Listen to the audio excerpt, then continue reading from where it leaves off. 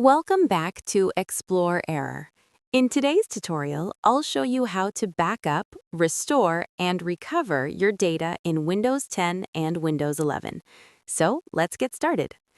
Part 1. How to back up your data. First, click on the Start menu and open Settings. Next, go to Update and Security, and then click on Backup. Here you will see an option called Backup using File History. Click Add a Drive and choose an external hard drive or USB storage. Once selected, Windows will automatically back up your important files like documents, pictures, and desktop.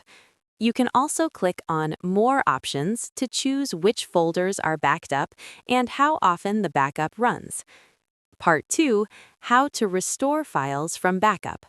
If you ever lose a file, restoring it is simple. Go back to Settings, then Update and Security, and select Backup. Click on More options, then choose Restore files from a current backup. You can browse through older versions of your files, select what you need, and click Restore to get them back. Part 3. System Recovery Options. If your system has serious problems, Windows also gives recovery tools. Go to Settings, click Update and Security, then Recovery. Here you can reset Windows, keep your personal files, or fully reinstall the system if needed. And that's it. By using these backup, restore, and recovery options, you can keep your data safe and your system secure.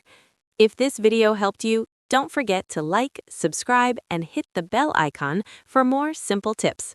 Thanks for watching, and see you in the next tutorial.